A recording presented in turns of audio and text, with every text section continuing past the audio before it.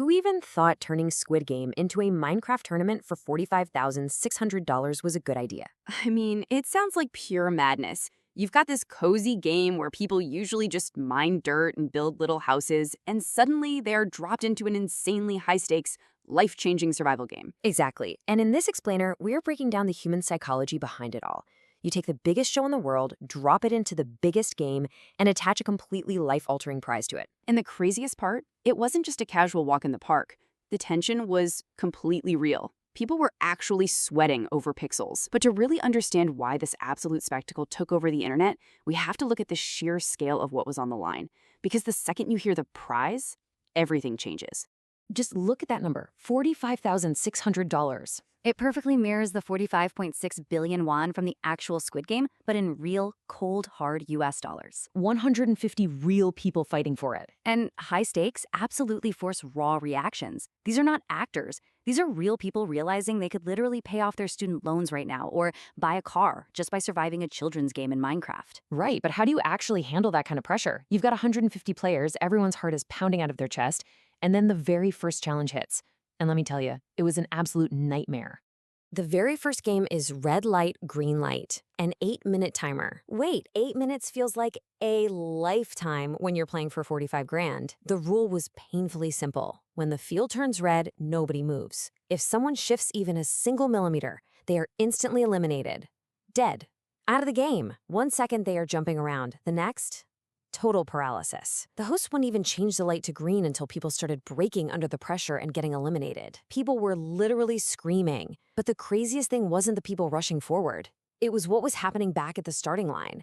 We only have 3 minutes, Jimmy. People were so utterly terrified of moving that they just froze. They wouldn't even cross the starting line. You had players begging each other, realizing the ticking clock was just as deadly as the red light. It's this instant, addictive tension. The timer is ticking down. 3.5 minutes left. Players are hesitating, risking everything by doing absolutely nothing. And right when you think they're gonna make it, someone gets bumped. Someone's finger slips on the keyboard. Boom, they're gone. Wait until you see how many people actually survived this 8-minute panic attack. So 150 players started. Total chaos ensued. And by the end of those first 8 minutes, only about 110 survived. That is a massive drop-off for the very first round. 40 people gone just like that. Dreams of 45 grand crushed because they walked 1 block too far. And they didn't even get time to breathe. They went straight into the shape building game, where people literally started sabotaging other teams' shapes so they wouldn't finish in time. Pure toxicity. But honestly, that was absolutely nothing compared to what happened next. If you thought breaking blocks was bad, wait until you hear the strategy they used in Tug of War. It is completely unhinged. Seriously, what happens when you add kamikazes to Minecraft? I am still mind blown by this. So, it's Tug of War. Teams are facing off on a single row of blocks high up in the air. The rule is don't fall. But if you fall and your team still wins, you get revived for the next round. Wait, so that one specific rule completely broke the game? Yes. Players stopped trying to just hit each other. They realized they could literally sacrifice themselves. They just sprinted at the enemy team and jumped off the edge, dragging their opponents down into the void with them.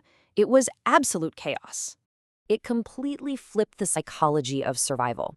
Normally, you protect your own health at all costs. But here, players became human missiles. It was so intense. We saw teams just melting away as players hurled themselves off the platform to secure a win for the team. By the end of the bloodbath, 3 blues pulled off the win against 2 reds entirely because of these self-sacrifice tactics. But the relief didn't last long at all. The surviving players were immediately thrown into pairs for the next game, and this is where the mind games really started to take over. 10 blocks of wool. That's all they were given for the marbles phase. Instead of glass marbles, it's Minecraft wool. And they were just told, compete in any game you want for this wool. Some people did odds or evens. Some tried to see who could throw it the farthest. It injected this raw, gambling-like thrill into a very simple, blocky mechanic. Players were betting their actual lives and their shot at 45 grand on literally guessing odd or even. The tension was sick. Friends having to eliminate friends. But if you thought betting wool was nerve-wracking, you were not ready for the ultimate plot twist they threw in for the glass bridge. I mean, what is worse than a glass bridge where half the panels break and send you falling to your doom? I'll tell you what's worse, a glass bridge where player versus player combat is turned on. In the original show, you couldn't just beat people up on the bridge. But here, full PvP. You could punch, hit, and push other players off the edge. It changed everything. It wasn't just a game of luck anymore. It was raw, ruthless survival. Friendships were completely shattered, and the threats started flying almost immediately. Jump or I push you. That was literally player Chandler screaming at the others. He was not messing around. People were completely paralyzed by fear, realizing the guy behind them wasn't going to wait. They're lined up in alphabetical order. The clock is ticking down from 4 minutes. And instead of working together, it's pure extortion. I'm not jumping. We'll all punch you into the void. It was terrifying to watch. The escalation of dread here is just a masterclass in tension. You can feel the panic escalating. With a minute and a half left, their luck completely runs out. 4 jumps left. And then, at 40 seconds, a total standoff. A player just flat out says, no, I am not going. I'm not jumping. Which leads to the ultimate threat. The host literally tells them, if you don't cross, I am keeping the money. You get nothing. Talk about raising the stakes. They were forced into blind jumps with 20 seconds left. It was an absolute adrenaline rush. But even after they survived that, they had a massive problem at the finale. The final game in the show is the actual Squid Game.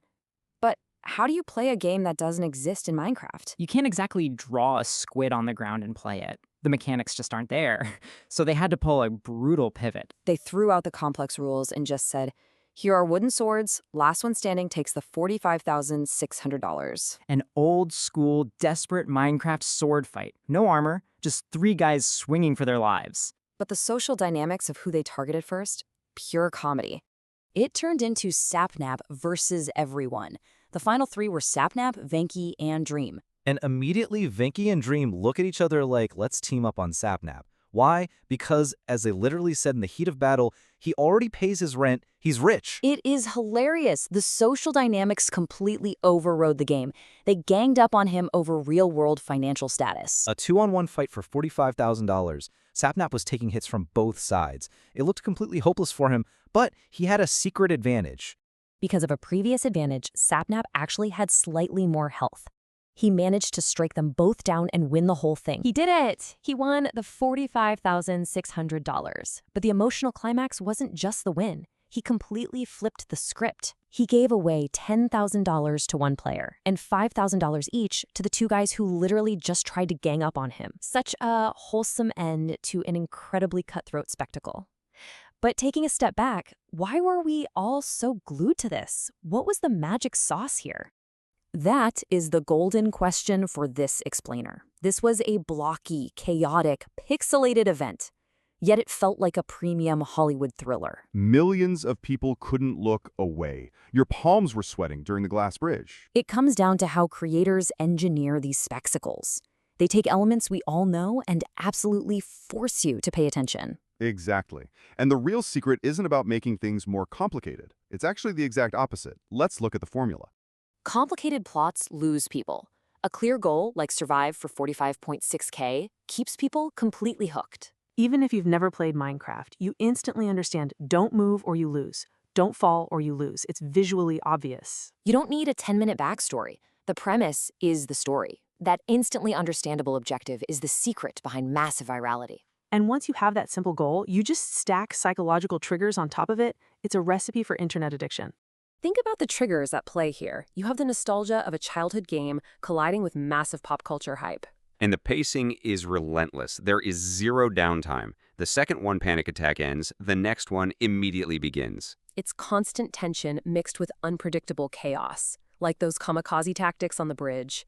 Add in the raw gambling thrills of betting your life on odd or even. Every single second, the viewer is forced to ask, what would I do in this situation? It's brilliant. Which leads us to the ultimate takeaway. So what is the ultimate playbook for virality?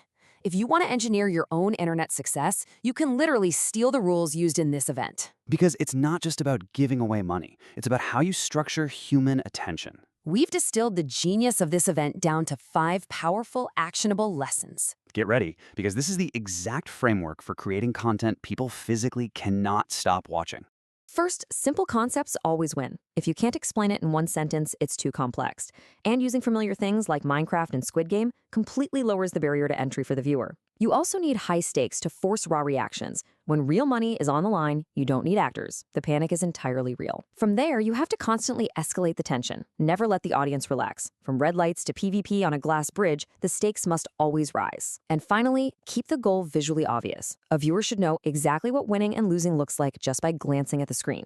Pure genius. Transforming a simple idea into an unforgettable, high-stakes spectacle. It really makes you wonder if a block-building game can be turned into the most intense psychological thriller on the internet. Then what other viral phenomenons are already hiding in plain sight, just waiting for someone to add it taking clock and a massive prize? Keep your eyes open, because the next massive internet event might just be built out of the simplest blocks imaginable.